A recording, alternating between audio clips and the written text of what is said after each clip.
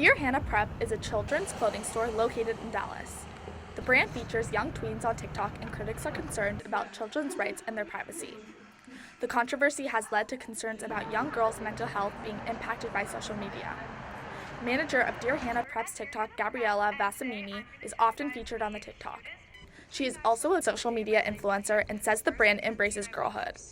As far as the young girls and portraying them in a positive light, it's really all about that. It's about kind of letting girls embrace childhood and not forcing them to grow up too quickly. I think a lot of media for young girls encourages that, and this is kind of trying to take a step back into more of those nostalgia brands like American Girl. But the director of programs at the National Alliance on Mental Illness organization, Carolyn Kedsley, says social media can be especially unpredictable for children.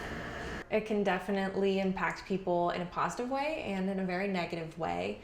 And it really has to do with how the user is approaching social media and what they're wanting to be involved with on social media. Vassamini does not agree and says that participation is fully voluntary and it is in line with what other brands do.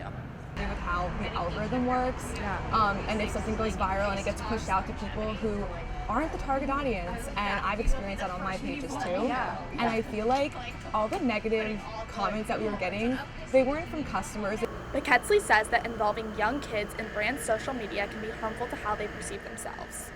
It can be very dangerous to have, number one, have a child have a job, but also have that be related to how they look and how they are representing something else, because then it ties their identity into something that is literally going to change in 6 months.